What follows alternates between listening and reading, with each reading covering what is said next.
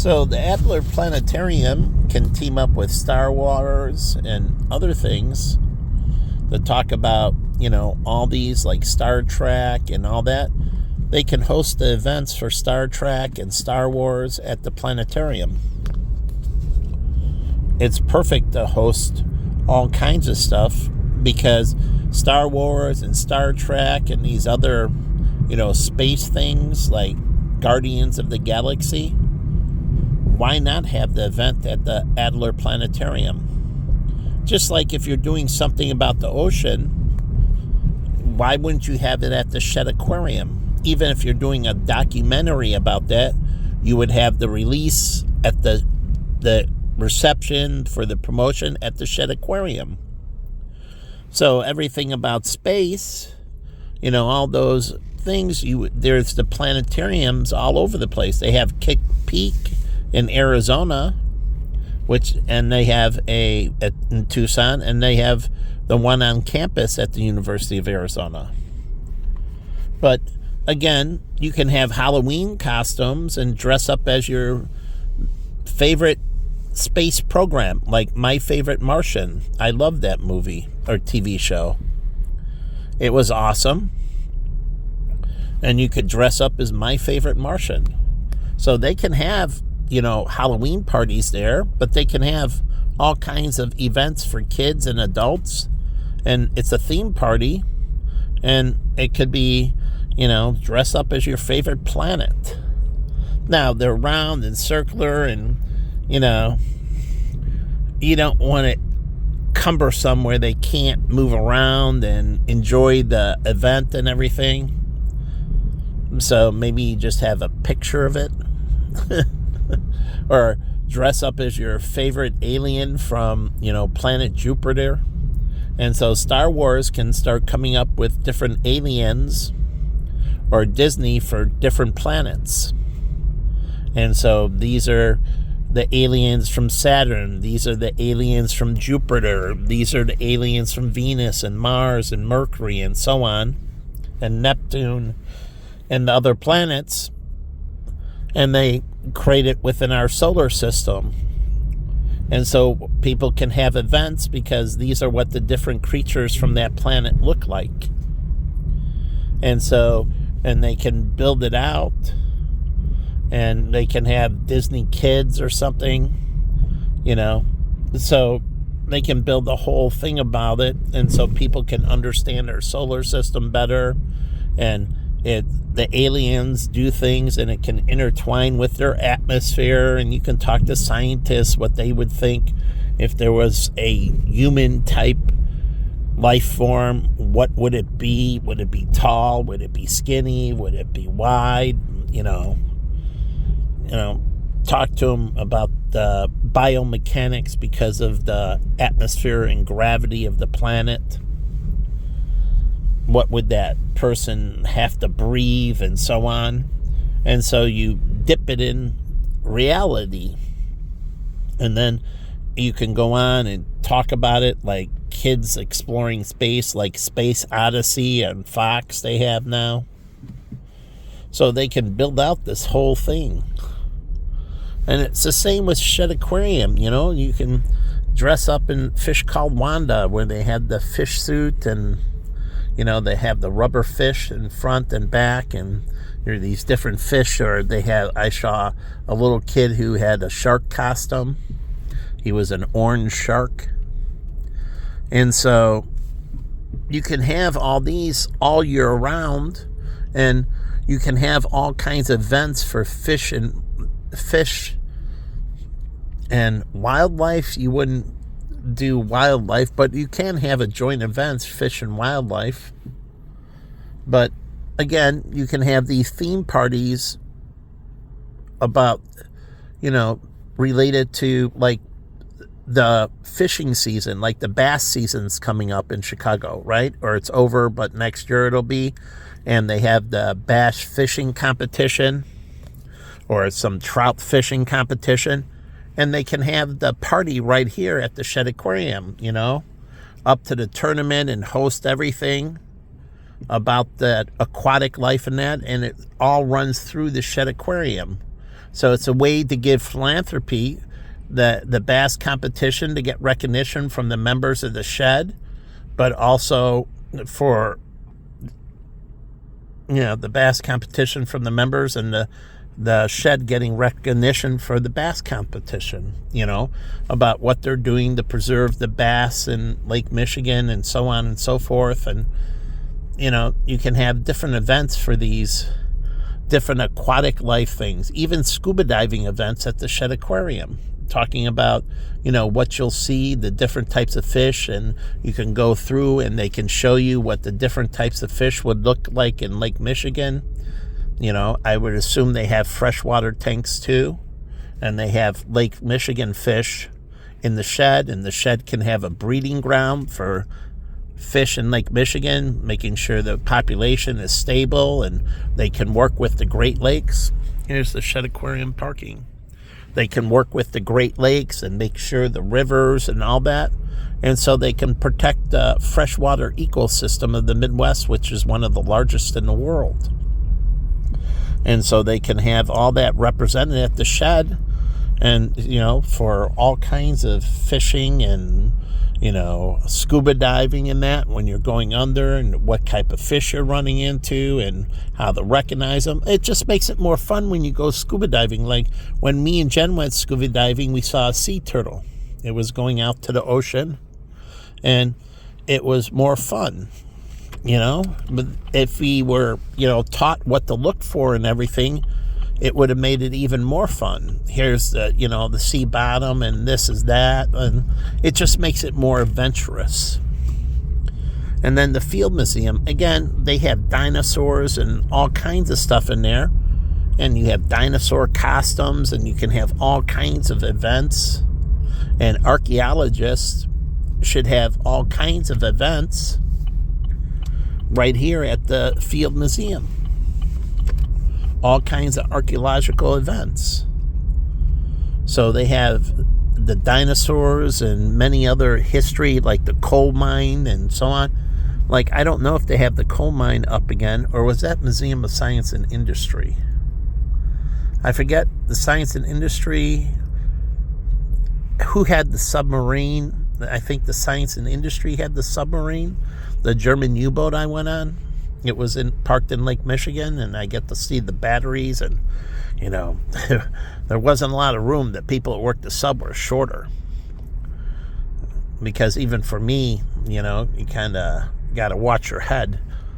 So, but the Field Museum and Marshall Field's, the Field Museum. So they can have all this intertwining organizations, like from the department, like I said, for the department, University of Chicago. They have an archaeology department. I would think Northwestern does.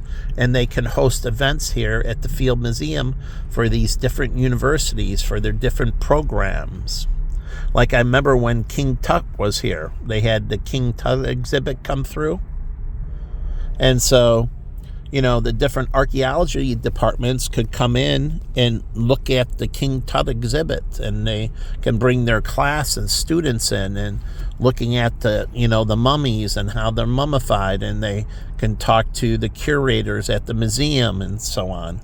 So they can bring these programs in, and it brings a lot more recognition and resources, both for the program, because they get out to the Field Museum, they know what's going on, what types of exhibits are coming on, and the exhibits change, and they're part of it, and then they can volunteer or work at the Field Museum while they're, studying archaeology, and maybe they just want to move into the museum part of it, and they don't want to be a field archaeologist, but they want to work for the museum, and they know, they studied archaeology, they know its history, and they can be great tour guides and, help with the curating and preserving and maintaining and so on. And so, again, it's the same with the Science and Industry, but it would be nice if it was right next to the Field Museum. It's so disconnected, and I'll take a ride down, but I don't even know Is it right down Lakeshore Drive? I mean, it's by University of Chicago, and I guess I'll go down that way, but again, I don't know. Do they have signs off of Lakeshore Drive for it? I mean, you really don't even see anything, and there's no awareness, and there's nothing at O'Hare Airport or Midway Airport when you come in. Check out the Chicago Art Institute, check out the Field Museum, check out the planetarium, check out these things in Chicago. Go to the Bean. You know, there's nothing creating these, information. And then all the flights flying into Chicago, even passing through, working with the airlines to put information in. Maybe you can put a video that they can do before, the plane gets into its landing mode. They can have welcome to Chicago video. And even if you're changing over, the video talks about O'Hare Airport. And you're coming into concourse number 33. And in concourse number 33, if you're switching, you move down this route or that route. And, these are the food options off of concourse 33. And these are the other things. If you're leaving us, here is some information about the city of Chicago. And so as they're landing, before they get into the landing pattern, the last 15 minutes or so, they can have a welcome to any city. You're taking a flight, even with the trains, they can get a welcome to. Like, say you're going into Tokyo and you're coming from outside, still, you're welcoming in, and it reminds people that live there. Maybe they live in Tokyo and they work in some other community and they're coming back, like the Metro. And the RTA can do that to each stop. Coming up on Jefferson Station, this is Jefferson Station, so on and so forth, and it tells just a short, maybe 1 minute introduction to each station. Because they're far enough apart, you can give a minute, and they can put screens on the RTA or the CTA. At this bus, you're getting off at Oak Street, the Magnificent Mile, and then the next bus stop. And so that'll be like 15 seconds. Right? Because the bus stop is more frequent and they give you this, information. Or you take the Pace bus and you're going to Woodfield Mall and you're there, and maybe 2 minutes before you get there, because there's no stops, it tells you about Woodfield Mall. Woodfield Mall is one of the bigger open air malls on blank, blank, blank, but it tells you a little bit about Woodfield Mall. And so it's another way, as people take the rapid transit that live in the city, they get familiar. And when things change, they can update these things, and they can put little service announcements like they're closing down the bridge, or they're closing down the street, or they're going to do work on this, or this subway, stop is going to be closed for a period of time.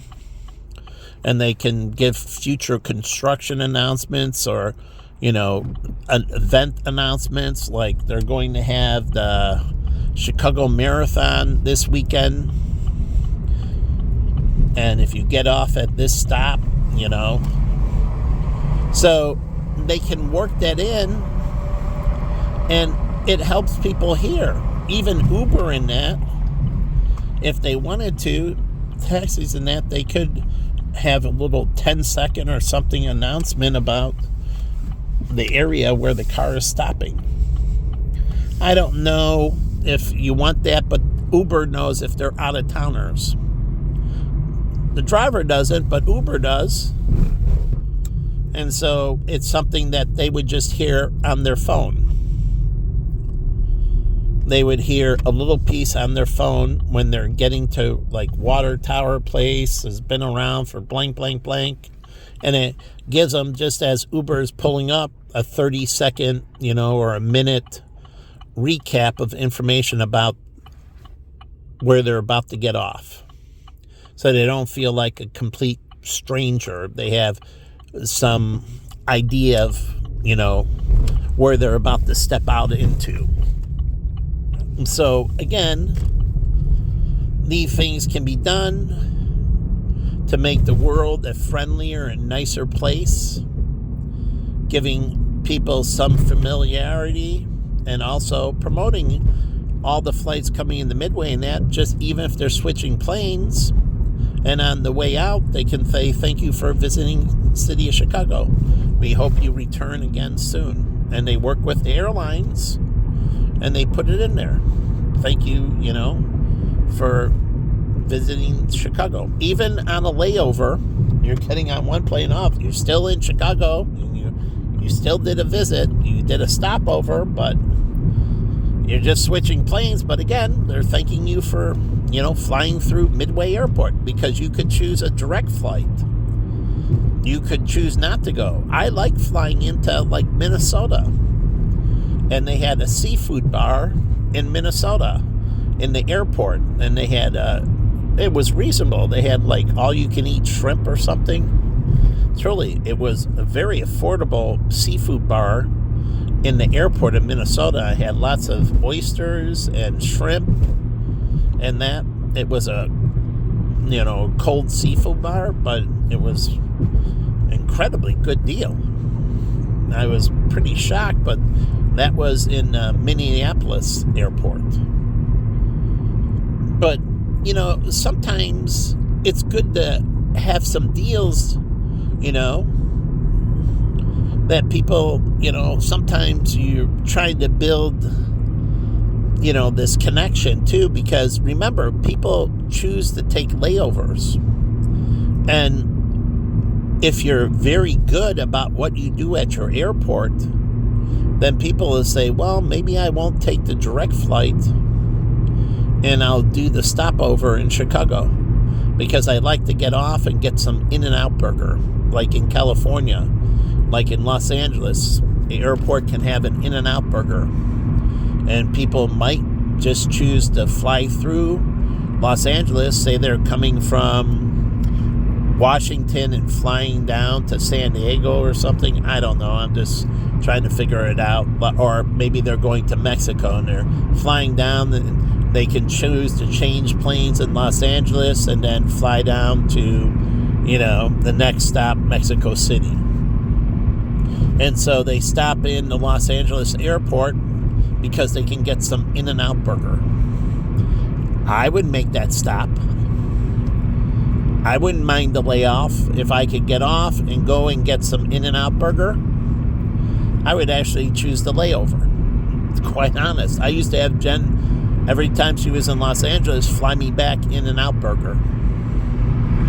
And they had the Atkins burger, but every time she came back, the In-N-Out burger is right by the airport. And every time I leave Los Angeles, after I return my rental car in that, I would go to the In-N-Out burger. So either I would go before I return my rental car, or I leave more time and go after. No, actually, I'm sorry. I always did it before I returned the rental car, because I go to In-N-Out burger, I eat, and then I go fill it up, and then I return it.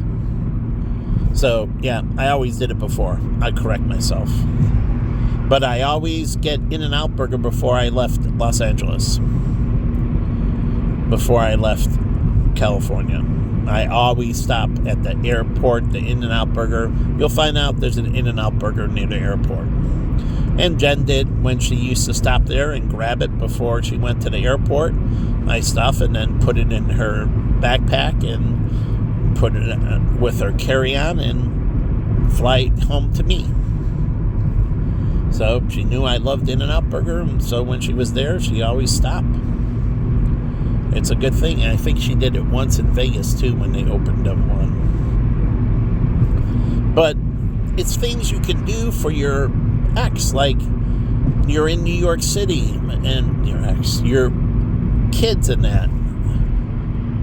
Bring something back they don't expect. Make it kind of special every so often. You don't have to do it everything, but bring something back that, I'm going to bring back a taste of this, or like Jen went to the U.S. Open and she brought me back a U.S. Open tennis shirt. I still have a U.S. Open tennis shirt. So she went to it, and she brought me back a U.S. Open tennis shirt. But again, think of things that you can do. So she did things special for me. I did things special for her. And if I talk about it long enough, I start to cry every time. And to me, I just can't understand. I thought we would survive any turbulence. There's no way we would ever split. It would be impossible. I never, ever thought there was any possibility of us ever being apart from each other. That I never saw coming. I never thought we would separate. But I guess I believed in it more than she did. But we used to do lots of, what we call acts of love. So that's why I talk about the Jehovah's Witnesses.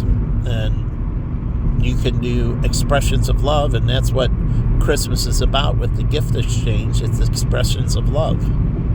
So if you don't give physical gifts in that way, then figure out how you're going to show expressions of love. Go for a couples massage then, or maybe get some training in, intimate massage video, or do something that's, I don't know, with your kids and so on, because it must kind of stink the only kids not getting presents. So again, I'm looking for University of Chicago, East 57th, and I'm looking for the science and industry. But again, they have to, like my friend Colin and Joey, their one parent Jewish, the other parent Christian. They celebrated both Hanukkah and Christmas, and they used to say it's awesome. Why? Because they say I get all presents during Hanukkah, and I get presents during Christmas, and it's like a windfall. So having one parent Jewish and one parent Christian, Joey Kartheiser and Colin used to always tell me it was awesome. They got to celebrate everything. And they loved it because they got to get off all the Jewish holidays. Because in Deerfield, if you were Jewish, now one parent was Jewish, the other parent was Christian. They were, per se, undeclared maybe. And they could take off the Jewish holidays. So everybody got off the Christian holidays, but it was up to them, and they took off the Jewish holidays. And so they loved that too. They got extra days off of school. So it was one couple benefits for being a mixed religion marriage. So they saw the positives in it.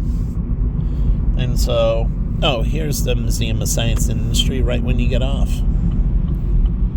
So they saw the positives in it. So there are bright spots. So you have to figure out how you're going to bring the happiness. So again, making things more outstanding. Here's the building, and it's awesome, but Spider-Man's here. Okay, and that goes with Halloween. So is it about the movie industry? Because Museum of Science and Industry, movie industry is an industry. So are they talking about the cartoon industry or the superhero movie industry? And you get the city pass right here. So let's see what these perks are.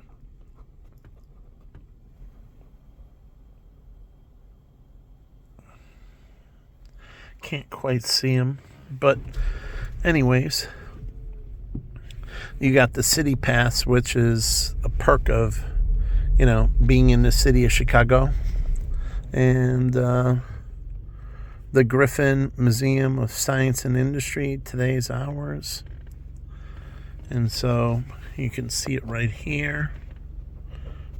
Let's see if I can. Wish I had a better camera. But it says the Griffin Museum of Science industry, science and industry. And so here's the main entrance with Spider-Man. You can see him right there. And let me give a little close-up.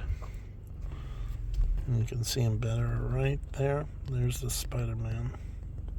So is it talking about the cartoon industry? Meaning, that's still Hollywood, Spider-Man and all the superhero cartoons? Or is it talking about the superhero movies? Or is it talking about both? The superhero industry, both cartoon and movies. And that includes TV shows, and all the other stuff, comic books and so much with the superheroes. So I don't know, do they have that in China?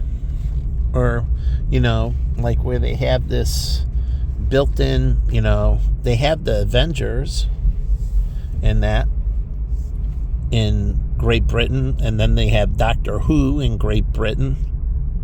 But does Great Britain have superheroes? Because I know the Japanese do, because Ultraman, I loved Ultraman, and then they had Gamma Ray, or Gamma Ray, I think it's Gamma Ray, but he was this flying turtle that he brought in his legs, and out of the 4 legs where the legs would go in, he would shoot flames and it would spin the turtle shell and he could fly.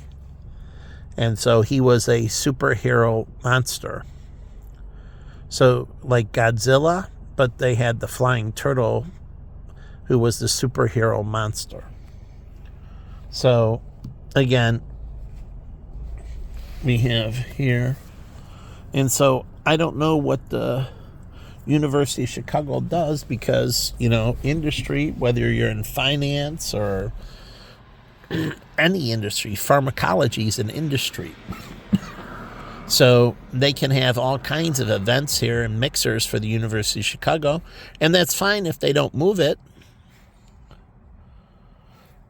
But the thing is, it's a big disconnect from Museum Park. So they have to have shuttles between the two, maybe a bus that just runs between here and Museum Park. Then connect it with a trolley. And in the winter, it has to be enclosed, but it can have an all year-round trolley that shuttles you between Museum Park and here. So if you're not going to move it, then connect it.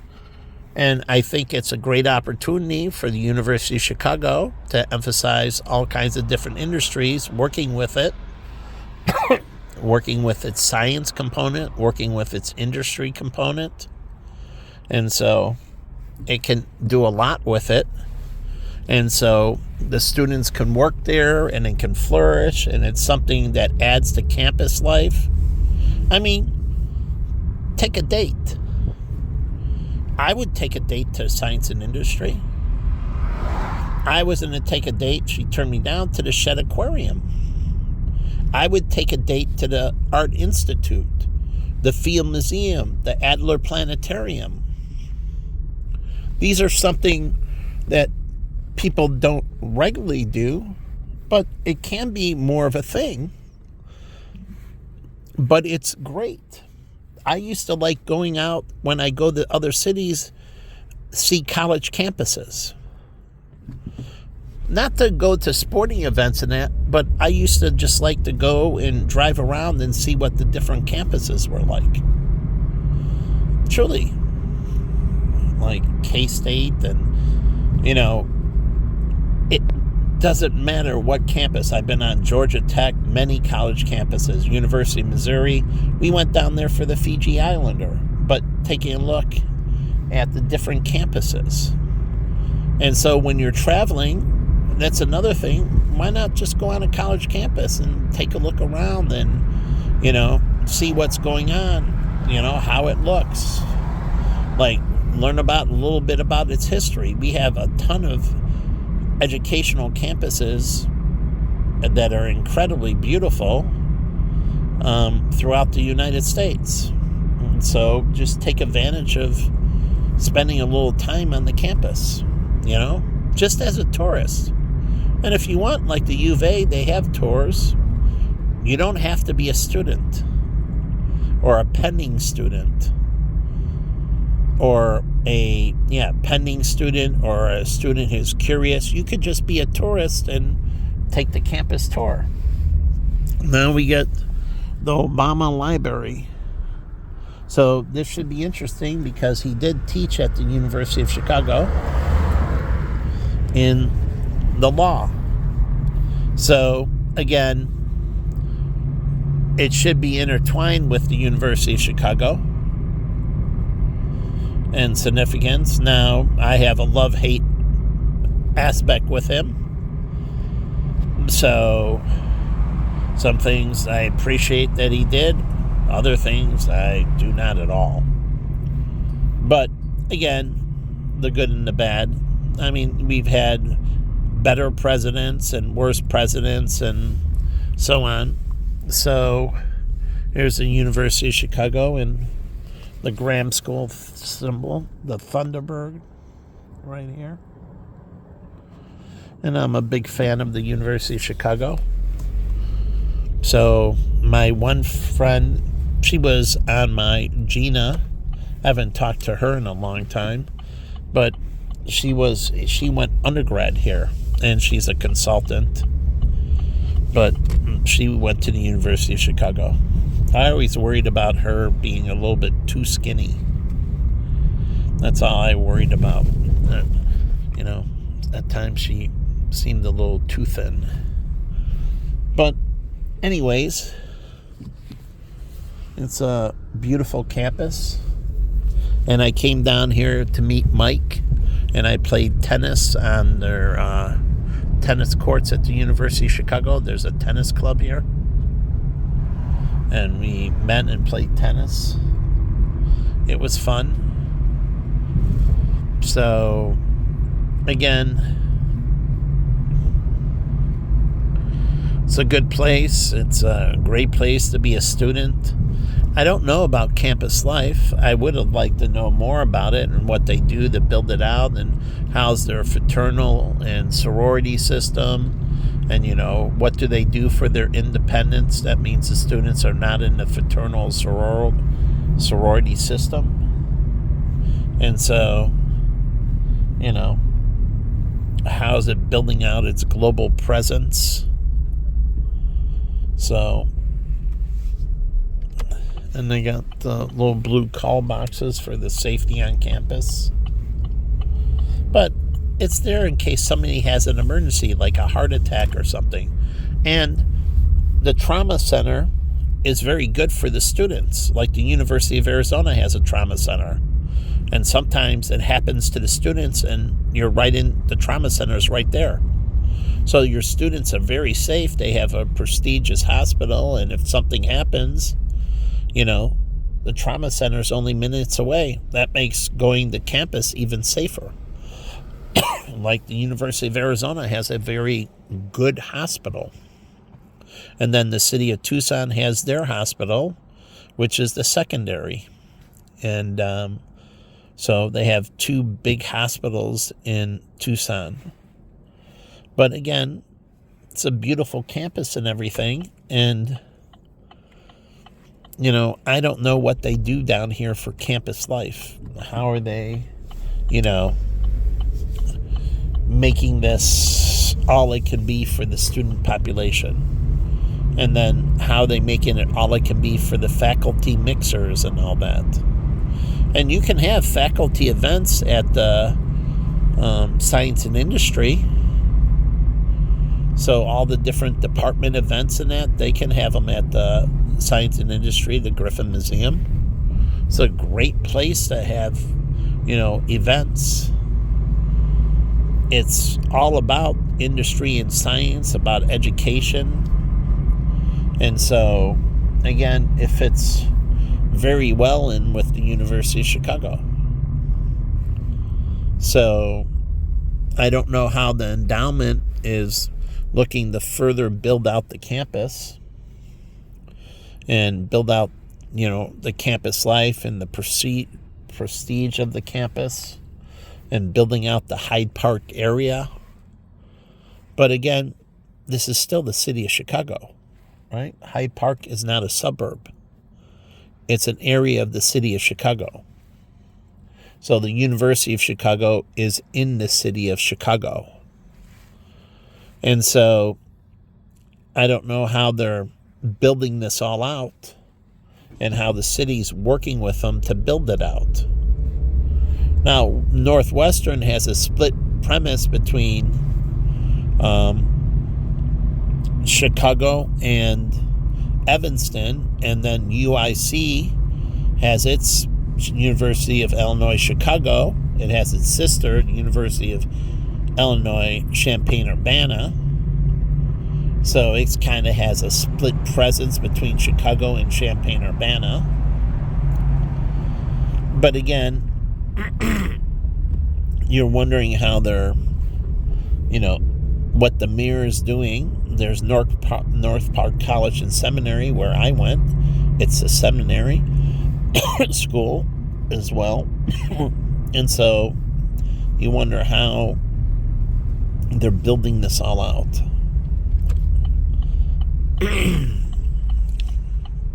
So the zero tolerance program. Say something all in together. Yeah. So it is a big beacon on the lakefront right up here. So it's a pretty tall structure. So that's going to be a significant presence. It's going to truly stand out. So I wonder, Stony Island. That's where we used to, there's a bar in the suburbs that's on Stony Island that we used to go to because it opened at 5 a.m. And so I think 5 or 6 a.m. it started service. We went there a couple times. But anyways, that was with Ross, my friend. But here you have,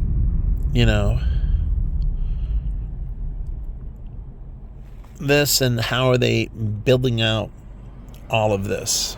So, and this is the Midway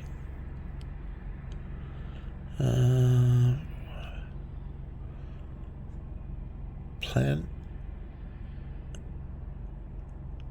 Well, anyways, how they building out the campus, and how is the city of Chicago helping them build out their present. And there's a bunch of beautiful parks and everything down here. So I don't know if they have beaches down here. I think they have beaches.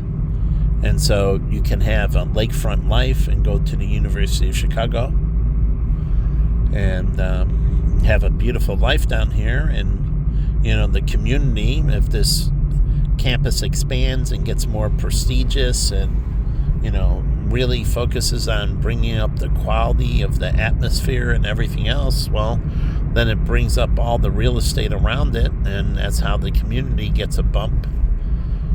As the university gets more prestigious, Hyde Park gets more prestigious because it's in Hyde Park. The University of Chicago touts the city of Chicago. University of Chicago is synonymous with Chicago. So, again, as the University of Chicago, carrying its name, gets more prominent, like the University of Illinois. As the University of Illinois gets more prominent, so does the state of Illinois, right? And the Illinois State University and so on, but it carries the name. It still carries the flag of the state. This university carries the flag of the city. So as it becomes more prominent, Chicago becomes more prominent. And so they should be working together on, marketing Chicago. Whether it's the University of Chicago or it's the city of Chicago, they should be working together to promote each other. So I'm going to shut down this video, but heading back towards Soldier Field and that, and here's the lakefront right here. And so I think there's a boating club up here, and that there's a harbor up here, and the University of Chicago could have road teams. It could have, sailing teams. It can have fishing clubs. It can have all kinds of stuff related to the lake. And there's a golf course up here as well. And so this all goes into campus life. At the University of Arizona, I didn't live off of a lake. There are mountains around us, and it's beautiful, and we could go hiking in the mountains and everything else, and you can go picnicking. We went to some woods, and then you can go up to Sedona. We went up there, and it's beautiful, the falls. But they have Lake Michigan right here that offers a lot of unique advantages for the students, but I don't think they get the students engaged in the lake, all the recreational and other things that they can do with the lake. So, again, they can really triumph the university, and as it's featured, it can feature the city of Chicago and the university. And they have their secondary campus is, the Gleaner Center. The Gleacher Center, I should say, not the Gleaner. The Gleaner's another center. But, again, you have the Gleaner Center, or the Gleacher Center at the University of Chicago, and that's in downtown Chicago. So that's a secondary campus. So it has a huge presence, and you have all these buildings. You have this beautiful trail that the students can take advantage, jogging, walking, it's all part of the campus life. And then they have all the, not too far away, they have the Bulls and the, right now the Bears, the Bulls, the Blackhawks, they have all this downtown activity. Plus, at the University of Chicago, not too far, you want to go watch Northwestern play. You want to go watch DePaul play a basketball game? Truly. You want to go to some other games at other schools? We went up to ASU, not as regularly, but we did go up to ASU, and you could go see games. So we went to games at Sun Devil Stadium. So here, it's even more convenient for students at the University of Chicago to partake in sporting events, going to games and that at different universities here. And then it's the same with DePaul or Northwestern or UIC to go and visit sporting events at the University of Chicago. Just checking them out, seeing them, just taking it in. You can have a thing called the college pass, as I said before. And you get this, and you can hop between sporting events between the universities. They're within 45 minutes of each other. Say Northwestern's all the way in Evanston, but from the University of Chicago, I say take 45 minutes to get up there. So you can have this university pass, and you're able to hop between the different colleges and take in sporting events. But that could be for anyone. You live in the city of Chicago. Why wouldn't you want to go out and watch some University of Chicago sporting events, or go to the UIC Flames, or go to watch a basketball game at Chicago State? These are all things you can do as just a person who lives in the city of Chicago. Why not take in some college basketball games, college baseball games, and all that? You live here. This is all part of experiencing living in the city in Illinois and taking advantage of these unique offerings. You can take your kids to it. It's very economical. You can even go, like my friend Matt Buckus.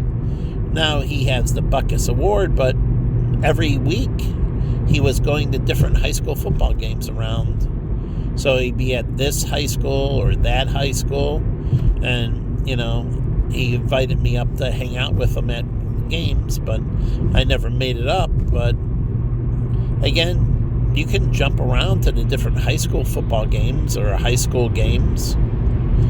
It's just part of living here and taking in and take your little kids and go watch, a high school basketball game. I watched high school girls basketball games and high school football games and high school basketball games and all that. And so you can just take this in and appreciate what is offered. So go up there and, take in the games. And, take your little ones with you, or if you don't, take some nieces and nephews. Truly, it's something to do with your relatives' kids. And you're like, oh yeah, I thought about going to Deerfield High School. They're playing Niles North, and at Niles North, and I'd like to take, little Jimmy to the game. And, it's something you can do. It's fun. It's different for them. It's very economical. And so, and you get to watch the two teams play, and, you get to spend time with your nephew. So, or take your niece, go to a soccer game or whatever it may be.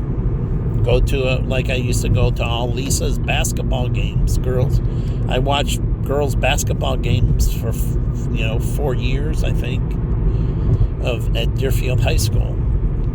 So I go constantly to girls basketball games, high school girls basketball games.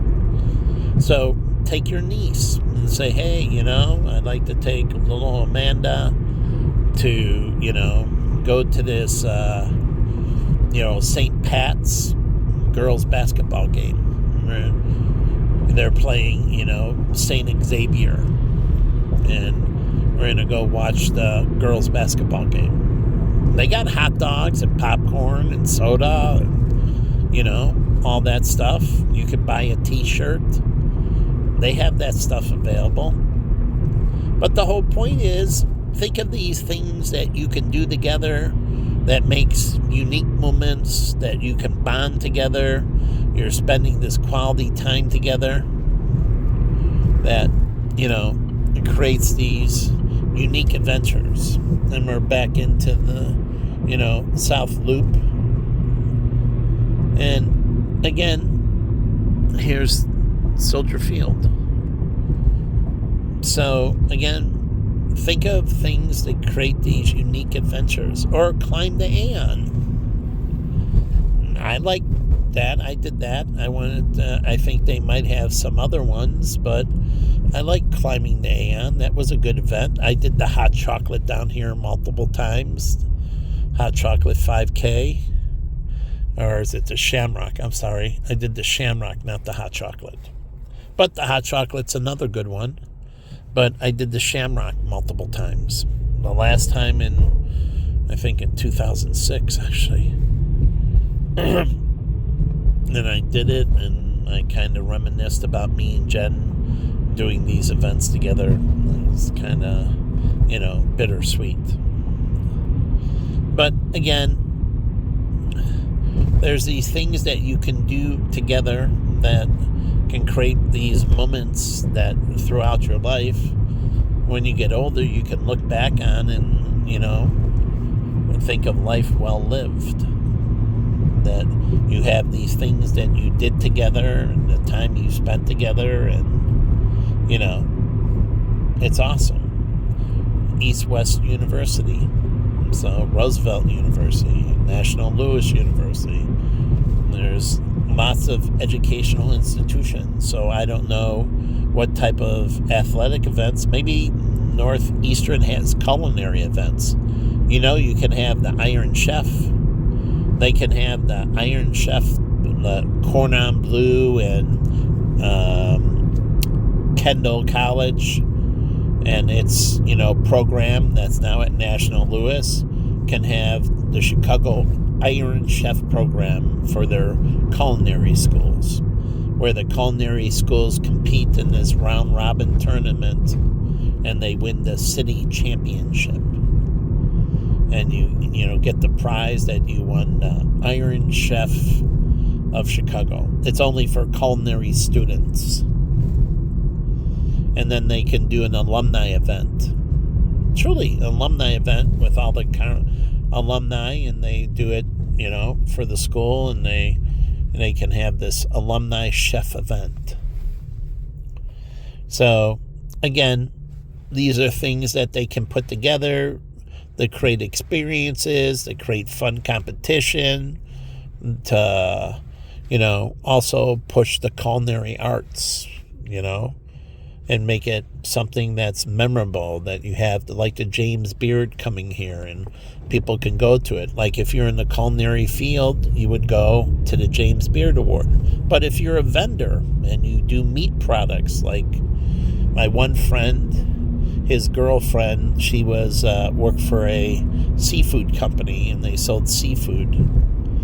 She would go to the James Beard Award to meet different chefs and different people involved in the restaurant industry, even other people that have other vendors.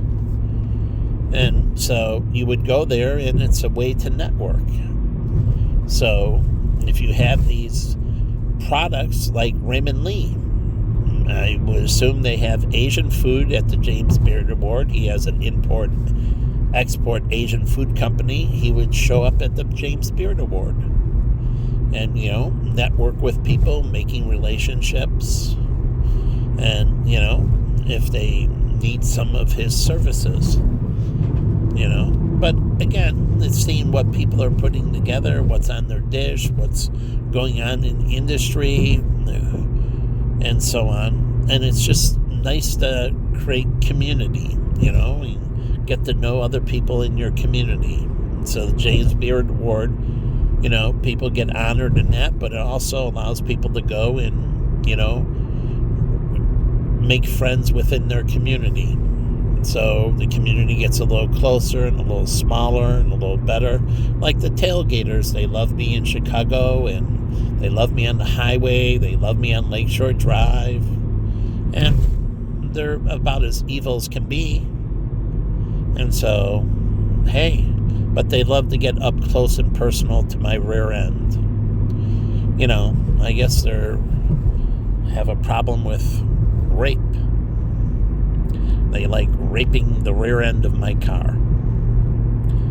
Because, they've rear-ended me unbelievably amount of times, and they've tailgated me an unbelievable amount of times. So I guess they have a fan of, being really close to the rear end of my car.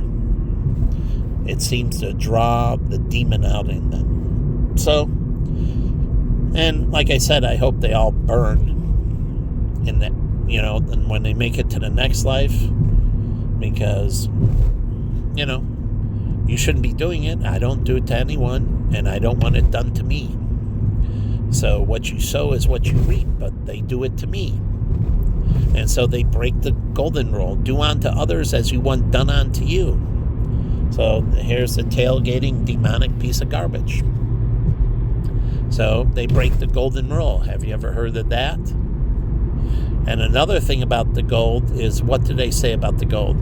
Those that have the gold make the rules. That's another one of the golden rule. Those that have the money make the rules. The rest follow. So what the person with the money says is what the rules are. No one else makes the rules. Like Bill Gates, he makes the rules at Microsoft. Or Mark Zuckerberg, say, at Facebook. I would say I make the rules at Facebook. But anyways, you have the person that has the gold makes the rules. That's why the business owner makes the rules for his business. And they hire law firms to make the employees' rules based on what the business owner sees as the mission of the organization. And so it's not, you have them, so it's a trickle-on down effect. But also the golden rule is do unto others as you want done unto you. So they don't seem to follow any of the golden rules here in Chicago. They do all kinds of things to desecrate me, so I guess they want to be desecrated. So maybe the 9 Inch Nails song or whatever. So, anyways, I'm going to leave it here.